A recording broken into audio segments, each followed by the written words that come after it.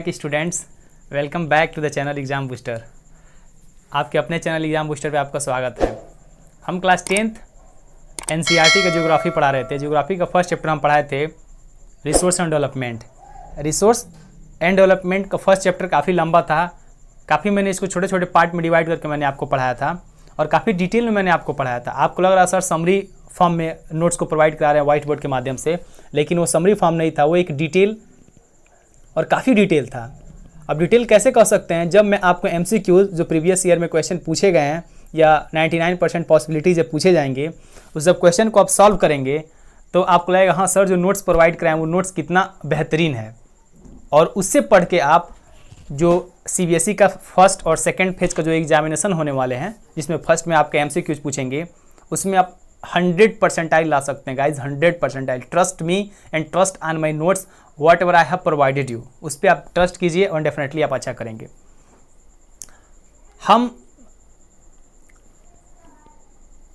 आज resource and development से related जितने भी एमसीक्यूज हैं, जितने भी नहीं, टॉप 25 आप देख भी लिए होंगे थंबनेल और टाइटल में, तो उसको आज हम एनालिसिस करेंगे, उसको हम सॉल्व करेंगे और आप भी देखेंगे। मेरा तो यही इच्छा था कि मैं इसे आपसे सॉल्व कराऊं, लेकिन फिर भी मैं आज यहाँ पे मैं आपको एक्सप्लेनेशन दे सकता हूँ और देने वाला हूँ। आइए स्टार्ट करते हैं फर्स्ट क्वेश्चन। स्टूडेंट्स, आप फर्स्ट क्वेश्चन आप देख रहे होंगे स्क्रीन पे, which one of the following types of resources is iron ore.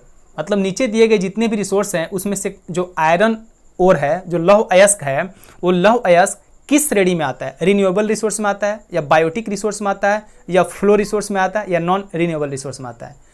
Students, आप जानते हैं, आपको मैं बताया हूँ, आप इस अच्छी तरह से जानते हैं। जी हाँ, आपका आंसर सही है। ये आता है आपका, ये आता है नॉन रिन्यूएबल रिसोर्स में। क्यों? क्योंकि जो लौह अयस्क होते हैं, लौह अयस्क खत्म हो जाएंगे, ठीक है, और उसे पुनः अगेन हम प्राप्त नहीं कर सकते। जितने भी हमारे लौह अयस्क जो रिसोर्स बचे हैं, एक लिमिट टाइम तक वो चलेंगे, उसके बाद वो खत्म हो जाएंगे तो अगेन वो नहीं आएंगे, इसलिए वो नॉन रिन्यूएबल है। रिन्यूएबल मतलब अगेन जिसे प्राप्त किया जा सकता है, नॉन रिन्यूएबल मतलब जिसे हम प्राप्त नहीं कर सकते हैं। तो ये हमारा जो आंसर होगा, ये अपना आंसर होगा डी।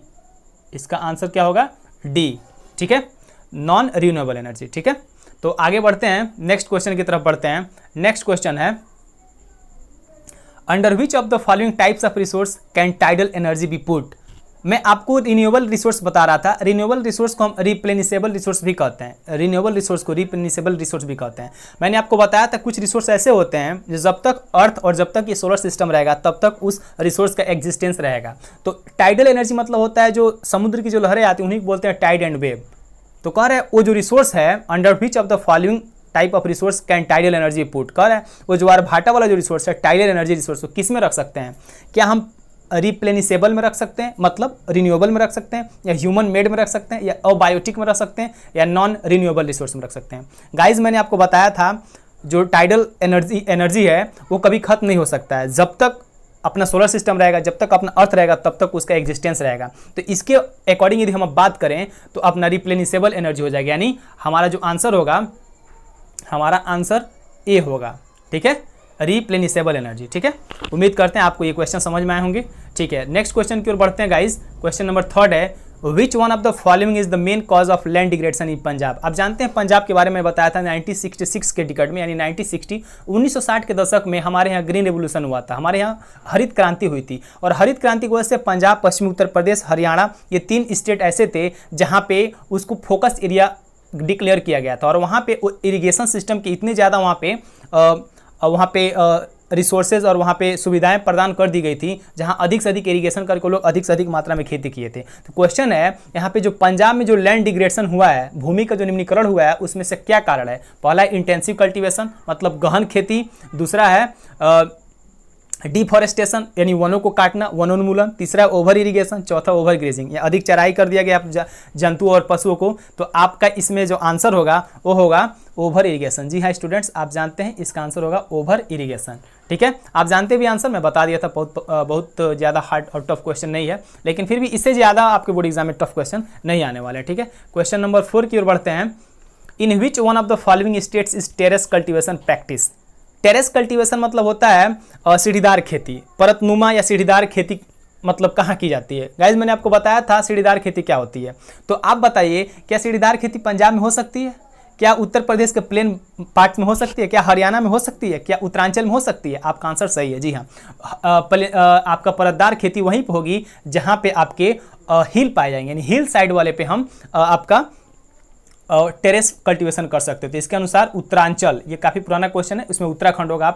आप इसे यूके आप बना सकते हैं, इसे यूके बना सकते हैं, उत्तराखंड बना सकते हैं, ठीक है। तो उत्तरांचल जो है, उत्तरांचल में आपका टेरेस खेती की जाती है, ठीक है। नेक्स्ट क्वेश्चन नंबर 5 की ओर बढ़ते हैं। In which of the following states is black soil found? कह रहे जो काली मिट्टी होती है भारत किस स्टेट्स में पाई जाती है? मैंने आपको बताया था काली मिट्टी कहाँ पाई जाती है, आप जानते होंगे। क्या बताइए, जम्मू कश्मीर में काली मिट्टी पाई जाती है? आपका आंसर होगा, ठीक है। गुजरात में पाई जाती है, राजस्थान में पाई जाती है, झारखंड में पाई जाती है, आप जानते होंगे।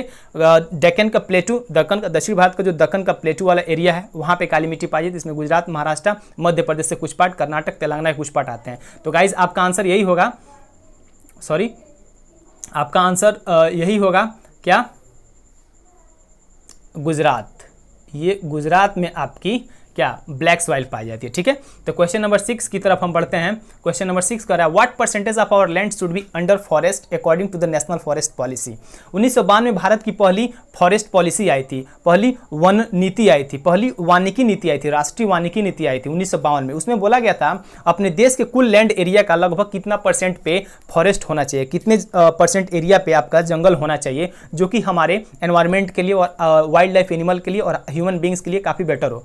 तो आपका आंसर, आप आंसर जानते होंगे, मैंने आपको बताया था। ये जो होगा क्वेश्चन नंबर 6 का आंसर 33% आएगा, यानी 33% यदि अपने टोटल लैंड एरिया का यदि हम फॉरेस्ट रखते हैं तो हमारे एनवायरमेंट के लिए काफ़ी बेनिफिशियल होने वाला है, ठीक है गाइस। उम्मीद करते हैं भी क्वेश्चन आपको समझ में आएगा। क्वेश्चन नंबर 7 देख सकते हैं। कह रहा है materials in the environment which have the potential to satisfy human needs but human beings do not have appropriate technology to access them are called. कह रहे जो मटेरियल हमारे एनवायरमेंट में उपलब्ध है लेकिन उस मटेरियल का पोटेंशियल भी इतना ज़्यादा है कि ह्यूमन के नीड्स को सेटिस्फाइड कर सके, ह्यूमन के नीड्स को कंप्लीट कर सके, लेकिन अभी भी टेक्नोलॉजी नहीं उतनी पर्याप्त मात्रा में, एप्रोप्रिएट उपयुक्त टेक्नोलॉजी नहीं होने के कारण आज हम उसका इस्तेमाल अभी नहीं कर पा रहे हैं। तो इसका आंसर आप जानते होंगे, मैंने काफ़ी डिटेल में इसको मैं पढ़ाया था, उम्मीद करते हैं आप जानते हो इसका आंसर। इसका आंसर होगा स्टॉक रिसोर्सेज। स्टॉक रिसोर्सेज मतलब संचित भंडार। क्या होता है? संचित भंडार। संचित भंडार ऐसा रिसोर्स है जहाँ पे हमारे पास रिसोर्सेज पर्याप्त मात्रा में, लेकिन हम उस रिसोर्स का इस्तेमाल तब तक नहीं कर सकते जब तक हमारे पास एप्रोप्रिएट टेक्नोलॉजी ना आ जाएगा। तो उम्मीद करते हैं ये भी क्वेश्चन आपको समझ में आए होंगे। नेक्स्ट क्वेश्चन की तरफ बढ़ते हैं। क्वेश्चन नंबर 8 करें India's territorial water extends up to distance of. करें भारत का जो संलग्न क्षेत्र है, कंटिजियस जोन, यानी उसका जो भारत का अपना खुद का जो लैंड है उस मेन लैंड के पार्ट में कितने वाले पार्ट को मेन लैंड के पार्ट में माना जाता है?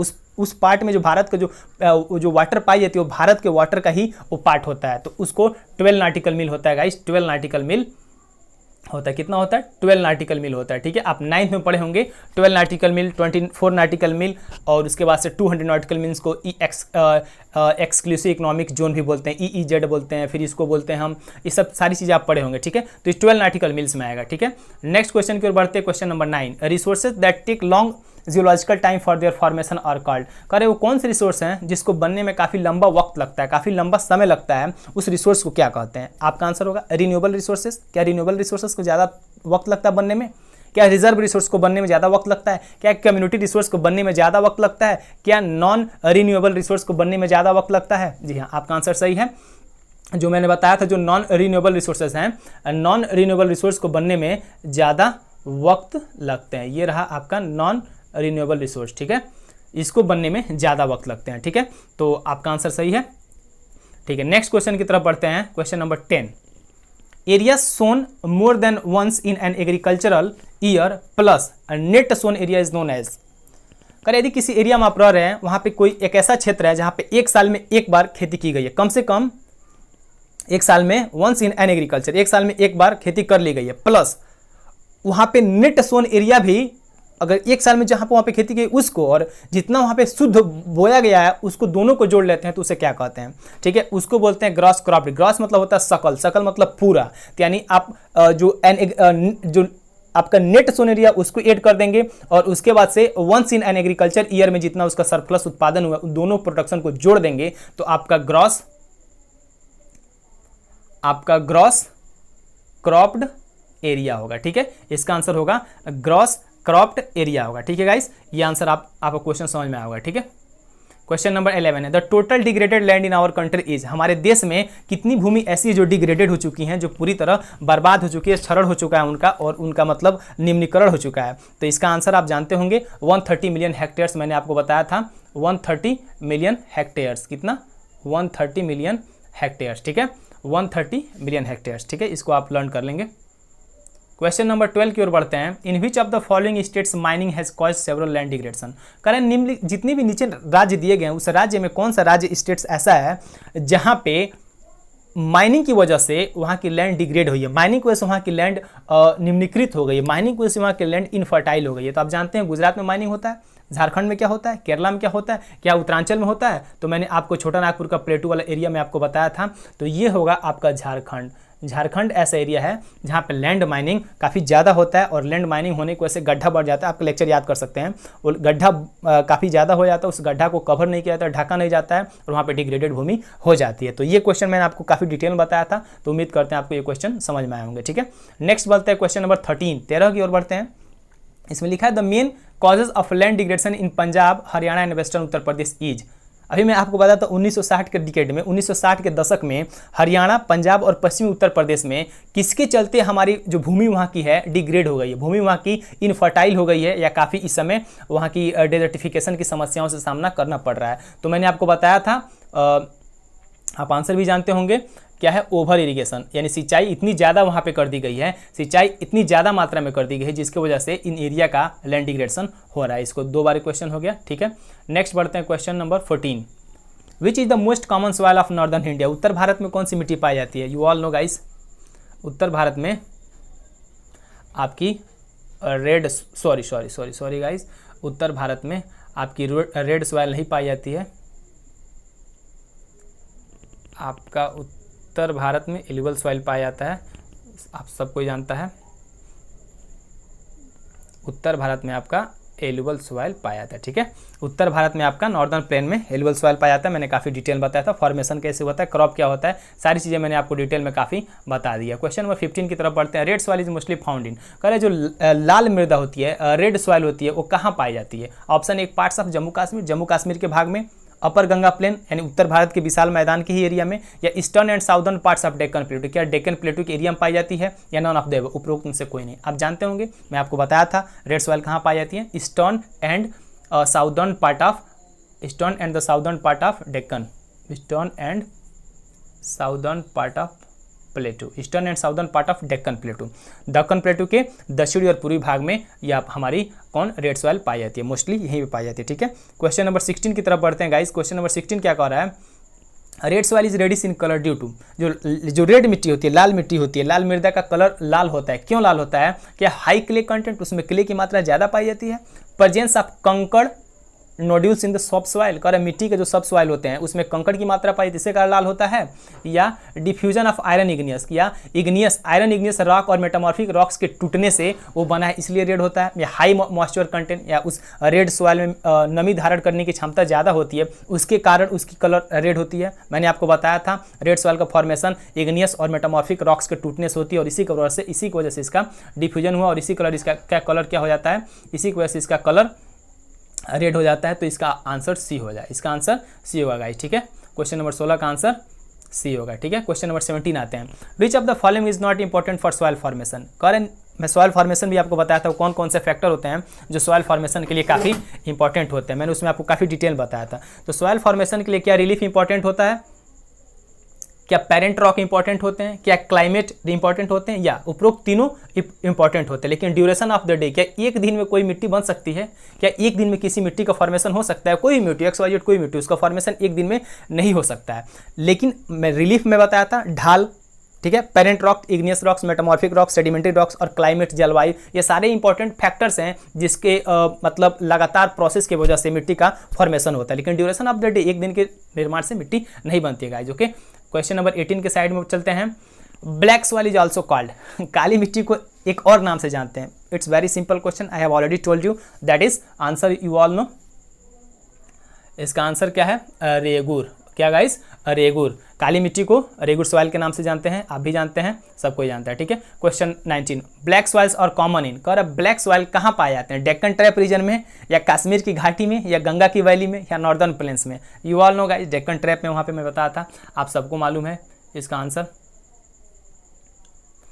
आंसर डेक्कन ट्रैप रीजन में ब्लैक सॉइल पाई जाती है। आप सारे क्वेश्चन आपको आ रहे होंगे, मैं जानता हूँ आप बहुत हैप्पीएस्ट मोमेंट फील कर रहे होंगे, क्योंकि आपको सारी चीज़ें आ रही हैं, क्योंकि मैंने काफ़ी डिटेल में आपको पढ़ाया था, ठीक है। क्वेश्चन नंबर 20 के साइड में बढ़ते हैं। Laterite soil is very useful for growing, चलो लेटराइट जो मिट्टी होती है किस चीज़ के लिए काफ़ी उपजाऊ होती है, मतलब लेटराइट सॉइल में कौन कौन से क्रॉप होते हैं, आप लेटराइट सॉइल में जाके मेरा लेक्चर देख सकते हैं, यदि आपको नहीं आ रहा है तो उसमें मैंने क्रॉप बताया था कौन कौन से क्रॉप होते हैं, तो उसमें मैं आपको बताया था वहाँ पे टी, कॉफ़ी और कैज्यू नट, जो प्लांटिंग जो ट्री होती हैं, जो बागवानी की जो फसलें होती हैं जिसमें टी होते हैं, कॉफ़ी होते हैं और कैज्यू नट, काजू बादाम और चाय काफ़ी इत्यादि होती हैं, उसमें आपके लेटराइट सॉइल में इनके काफ़ी प्रधानता ज़्यादा पाई जाती है गाइस, ठीक है। आगे बढ़ते question number next 21, black soil is deficient in, black soil में किसकी कमी होती है, क्या ब्लैक सॉइल में कैल्शियम कार्बोनेट की कमी होती है, या मैग्नीशियम की कमी होती है, या पोटास की कमी होती है, या फास्फोरिक कंटेंट की कमी होती है। यदि आप नहीं जानते हैं तो लेक्चर में जाएं, मैं प्लेलिस्ट नीचे प्लेलिस्ट का लिंक में दे रहा हूं, आप वहां पे जाके आप प्रत्येक चीज़ को देख सकते हैं। इससे एक भी क्वेश्चन आपको बोर्ड एग्जाम में नहीं छूटेंगे, जितने आएंगे 100% आप करेंगे, trust me and trust on my notes what I have provided you in my all the lecture on white board, ठीक है। Black soil is deficient in, कर रहा है जो काली मिट्टी होती है उसमें किस चीज़ की कमी होती है गाइस, तो आप जानते होंगे काली मिट्टी में किस चीज़ की कमी होती है, फास्फोरिक कंटेंट्स, ठीक है, फास्फोरिक कंटेंट्स की कमी होती है काली मिट्टी में, ठीक है, आप जानते होंगे। क्वेश्चन 22 में बढ़ते हैं, which of the following soil has self aeration capacity, करो नीचे दी गई जो मिट्टी है इसमें कौन सी मिट्टी ऐसी होती है जिसमें अपने आप एयर को ग्रहण करने की, एयर को एब्जॉर्ब करने की क्षमता होती है, याद कीजिए, कुछ याद आ रहा है, कौन सी मिट्टी होती है, सॉरी गाइस, कौन सी मिट्टी होती है जिसमें एयर एब्जॉर्ब करने की क्षमता होती है, कैपेसिटी होती है, जी हाँ आपका आंसर सही है, ब्लैक सॉइल में एयर एब्जॉर्ब करने की क्षमता होती है, क्योंकि ब्लैक सॉइल आप जानते हैं जब बारिश होता है तो काफ़ी चिपचिपी हो जाती है और उसमें हल चलाना काफ़ी टफ हो जाता है, और एक बार जो ब्लैक सॉइल होती है उसमें नमी धारण करने की क्षमता हो जाती है, जब नमी धारण करती है थोड़ा सा धूप होता है, जब थोड़ा सा सूख जाता है तो फट जाती है, ब्लैक सॉइल फट जाती है, तो आप इमेज में आपको दिखाया था तो वही होता है, उसमें एयरेशन वाली कैपेसिटी उसी में होती है। क्वेश्चन नंबर 23 कह रहा है ploughing along the contour lines to the decelerate the flow of water down its slope is called, कह रहा है यदि आप कंटूर खेती कर रहे हैं तो कंटूर, सॉरी इसका आंसर तो मैं खुद ही दे दिया, कह रहा है जो along कंटूर लाइन्स, एक कंटूर लाइन एक सीधी सीधी रेखा बना के आप खेती करते हैं जहाँ पे पानी को बचाया जाता है, ढाल पे पानी को रोक रोक, ढाल पे पानी को रोक रोक बनाया जाता है, उस खेती को क्या कहते हैं। मैंने आपको फॉर्म्स ऑफ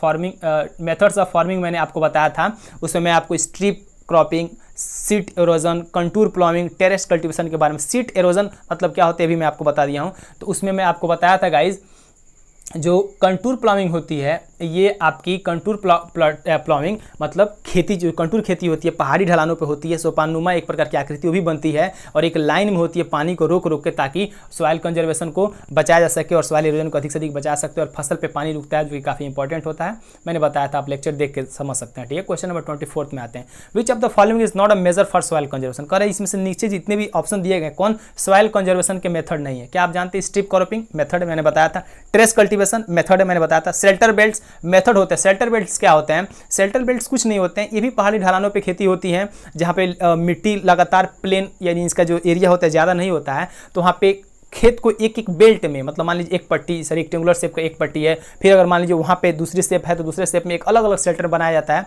ताकि कम भूमि में और अधिक से अधिक उससे कंजर्व करके खेती किया सकते। तो ओवर, तो इसका आंसर होगा जो खेती करने के जो मेजर्स नहीं है सॉइल कंजर्वेशन के, उसमें जो आंसर होंगे ये हो जाएंगे over, sorry guys, over drawing of ground water, over drawing of ground water, over drawing of ground water जो है यहाँ पे आपके सॉइल कंजर्वेशन के मेथड नहीं है, सॉइल कंजर्वेशन के मेजर्स नहीं है, ठीक है। क्वेश्चन नंबर 25 और लास्ट क्वेश्चन है, उम्मीद करते हैं आपको ये भी आएगा। Land that is left uncultivated for more than 5 years is called, ऐसी भूमि जिसको 5 साल हो गए उस पर खेती नहीं की गई उस भूमि को क्या कहते हैं, मैंने आपको डिटेल बनाया, जी हाँ आप आंसर जानते हैं, इस आंसर का हो गया आप जानते हैं, ये है कल्चरेबल वेस्टलैंड। कल्चरेबल वेस्टलैंड ऐसी भूमि होती है, ऐसा मिट्टी का पार्ट होता है जहाँ पे खेती किए हुए लगभग कितने साल, 5 साल, वहाँ पे मोर देन 5 ईयर्स एग्रीकल्चर नहीं किया जाता है तो उसको बोलते हैं कल्चरेबल वेस्टलैंड। गाइज ये थे मैंने आपको जो पढ़ाया हूँ 25 क्वेश्चन का सीरीज मैंने आपको दे दिया, ठीक है। और उम्मीद करता हूँ आप इसे ज़रूर आप इसे नोट्स करेंगे और अधिक से अधिक इसको सॉल्व करने की कोशिश करेंगे। और जो भी क्वेश्चन होंगे, डाउट होंगे, आपके क्वेश्चन होंगे, क्वेरीज होंगे, आप हमारे नंबर पे या आप क्या कमेंट बॉक्स में आप अपने क्वेरीज को पूछ सकते हैं। मैं सबका रिप्लाई दूंगा, देता भी हूं। मैं मोस्ट ऑफ द स्टूडेंट्स का मैं रिप्लाई देता हूं। और फिर नेक्स्ट चैप्टर की हम बढ़ेंगे, क्या पढ़ाएंगे मैं अपने अगले लेक्चर, ठीक है। उम्मीद करते हैं आपको लेक्चर काफ़ी अच्छा लगा। ये इनिशिएटिव कैसा लगा आप इसको बताएंगे और इस क्वेश्चन को तैयार करेंगे। उम्मीद करते हैं आप अच्छे हैं और अच्छे रहिए, पढ़ते रहिए और नोट्स बनाते रहिए ताकि आप आने वाले एग्जामिनेशन में अच्छा परफॉर्मेंस कर सकें। Okay friends, bye, thank you and take care.